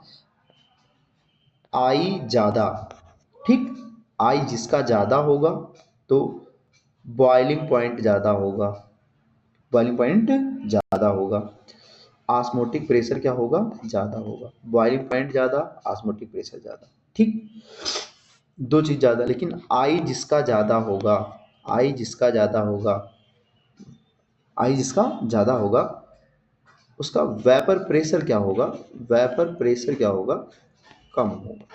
आई जिसका ज़्यादा उसका वेपर प्रेशर क्या होगा, कम, उसका फ्रीजिंग पॉइंट क्या होगा, कम, ये ध्यान रखना। बहुत इंपॉर्टेंट, ठीक है। आई ज़्यादा तो वेपर प्रेशर कम या फ्रीजिंग पॉइंट कम, ठीक है। और आई ज़्यादा तो बॉइलिंग पॉइंट कम हो ज़्यादा हो जाएगा सोल्यूशन का, और ऑस्मोटिक प्रेशर भी ज़्यादा हो जाएगा। तो किसका ज़्यादा किसका कम मैं आपको ये बता दिया हूँ। यहाँ पर ये क्वेश्चन देखिए, यहाँ पर ऑब्जेक्ट और कैलकुलेटर को लेकर के क्वेश्चन है। ऑब्जेक्ट 155 है और कैलकुलेटर 260 है। तो CO आप ध्यान रखिएगा, कैलकुलेटेड ऊपर रखिए, ऑब्जेक्ट नीचे, ये आया 1.67। अब आई, अब देखिए कह रहा है डिग्री ऑफ डिसोसिएशन आयनाइजेशन निकालिए, मतलब अल्फा पूछ रहा है। तो आई की वैल्यू 1.6 है। अब BaNO3 आप जब तोड़ोगे BaNO3 बेरियम नाइट्रेट, तो ये टूटेगा Ba+2। और किस में टूटेगा, नाइट्रेट 2 मोलिक्यूल है NO3 माइनस, ठीक है। तो 3 आयन यहाँ पर आया, तो N की जगह पे आप 3 रखोगे, देखिए यहाँ से आपका अल्फा आ जाएगा। ऐसे आप अल्फा निकालते हैं, ठीक है। यहाँ पर देखिए 0.3 मोलर एक्वस सोल्यूशन है, बी के एसिड है, खुद बोला बी का, बी के लिए अल्फा 30%, 30% है तो इसमें 100 का डिवाइड कर देना, तो ये आ जाएगा 0.3, तो ये आपका अल्फा आ गया, ठीक है। तो यहाँ से पहले आप आई निकाल लीजिए। तो अब यहाँ पर HX है, तो HX टूटेगा कितने में, H प्लस और X माइनस, तो यहाँ N का वैल्यू आपका आएगा 2 आएगा, तो यहाँ आप 2 रखोगे, बाकी अल्फा आपका 0.3 दिया है। और यहाँ से देखिए आप आई निकाल लिए 1.3, आप सीधा KB वाले फॉर्मूला रख दीजिए, आपका आंसर आ जाएगा, ठीक है। तो इस तरह से हम लोग इस चैप्टर की सारी चीज़ें कंप्लीट कर चुके हैं। देखिए विदिन एक से कितने घंटे में, लगभग हाँ 1 घंटे 20 मिनट में सारी चैप्टर की पूरी इंपॉर्टेंट चीज़ें कवर किया। हाँ हो सकता है आपको थोड़ा सा बोरिंग लगे, क्योंकि अब मैं डिजिटल बोर्ड नहीं यूज कर रहा हूँ, आपके सामने फेस पर नहीं हूँ, तो लेकिन ये कंटेंट इतना वेल कंसाइज्ड है ना, कि मतलब आप अगर इस पूरे को देखते हो वीडियो को ना, तो जरूर आप इसको 10 लोगों को शेयर भी करोगे और खुद भी फॉलो करोगे। समझ में आया क्या, ठीक है। तो पढ़ाई करते रहिए आप लोग, और ऐसे ही इंटरेस्टिंग टॉपिक्स जो है सॉल्यूशन और सारी चीज़ें मैं आपको क्या है, जितने भी चैप्टर्स हैं मैं आपको अगली सीरीज में लेकर आता रहूँगा। और सपोर्ट दिखाइए ताकि मैं ज़्यादा से ज़्यादा कंटेंट आपके लिए लाता रहूँ। Thank you.